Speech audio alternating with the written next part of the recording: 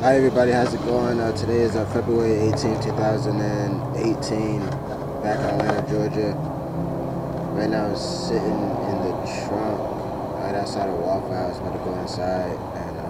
But before I go inside, I just wanted to do some more recording or whatever. I had to let the battery charge, and I fell asleep without charging another battery. I fell asleep before this battery charging was fully charged. So real quick, I'm gonna try to resume on this one.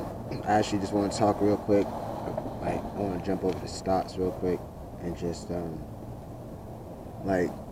share the information I learned on how to isolate stocks and stuff. So basically, what I mean when I say isolate a stock, it's going from having no stock to invest in, but being interested in investing in a stock, and then finding. Hold on, it threw me off. The battery's already dying. I don't get it. Should have been charged. That is crazy. Anyway, damn, that sucks. But okay, isolating a stock, from going from having no stocks to actually having a stock on your list that you're watching. You want to create a watch list. That's really all it is. You gotta look for the stocks in the right places. The money is going to hit in certain places. It's like a treasure map. You just have to find that spot on the map, where to stand and where to put your money. You know what I'm saying? That's all it's about. It's alright, so your best bet would be to go for the future. Always vote with the future. You know what I'm saying? Always, spend money with the future. Always put your money into the future. You know what I'm saying? That's what investing is. So you want to automatically go straight to the future technologies. Okay, you got to start thinking like this. You had a time machine. You can go back in time to the 1970s, 1980s, and 1990s, you know what I'm saying, 1940s, 1950s, you know what I'm saying. What would you invest your money in as far as stocks are concerned? What stocks, what companies would you invest your money in if you had a time machine and you was 30 years old, 40 years old in 1960 or 70 or 80 or 90, you know what I'm saying, any of those decades? What would you invest your money into? If it was the 40s and the 50s, it would be television and radio. If it was, the 60s and the 70s, it would have to be, television and computers. And then by the 80s and the 90s, then it was over. It was all computers, you know what I'm saying? Apple, Google, the .com boom, the e-commerce boom. Right now we're about to go into the m-commerce boom. It's already booming.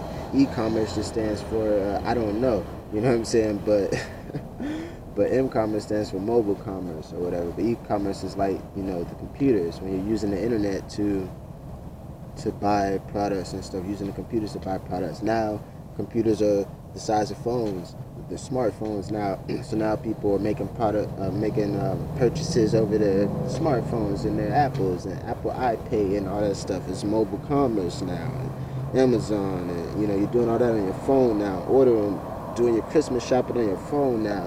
It's a whole different ball game now. So that's how you want to look at it. So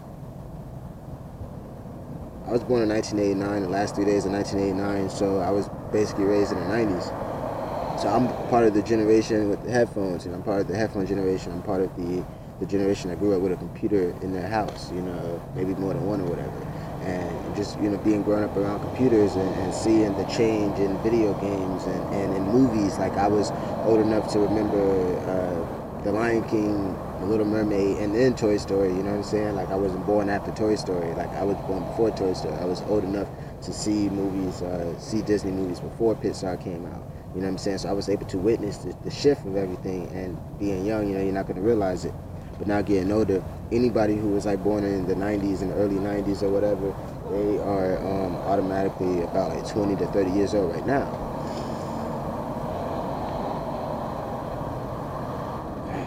Basically, every 20 to 30 years, the country is going to, the world is going to undergo a large... Okay, I'm recording. Just go. I'm recording. Just go. You're messing me up. I can't edit none of this. You're messing me up. My mom's messing me up. She is so I tell her, yo, I'm filming. I'm not editing this. I'm not going to be able to stop it. Get out of the frame. And shit, you know what I'm saying? And just, yo, I'm recording. Back up. I won't be able to edit this. This is all going to go in one shot. This is a one take thing, man. I'm freestyling here. So anyway, Go with the future. Go with the future. Cybersecurity, access management, they're all related. And then those are related to cryptocurrency. And then that's related to biometrics. So those are all connected. Those are all like future industries. Like that's where the money's about to hit. Biometrics, cryptocurrency, cybersecurity, access management. And that's pretty much the list or whatever. So I'll come back and do another video on how I pick them out or whatever, and how to really like isolate them. But that's where you look. And so that's the first step, is like knowing where to look towards the future, the future industries. Figure out what is going to be dominant 20 years from now, 30 years from now. You have to think like 20, 30 years down the line. Like we are on the edge of it. Like we were born, all right, the 70s was the computer revolution, and the 70s and the 80s were the computer revolution. So let's say the revolution is going to last between 10 to 20 years, 1 to 2 decades. Then after the first 2 decades of the revolution, that's going to turn into the age. So first it was the TV revolution, then it was the TV age, radio revolution, then the radio age, the computer revolution, then the computer age, then the digital revolution, then the digital age. I would think I was like born right around the time of the digital age, like it was the 90s. So computers have been around for like 20 years, and then they just turned personal, and then even filmmaking changed. I never saw an 8mm film, or I never saw it, I never saw anything about an 8mm film and nothing like that. Like, I only remember Walkmans and headphones and digital camcorders and, camcorders. It goes from there, So you have to just look like 20 to 30 years down the line, like look towards the future. But yeah.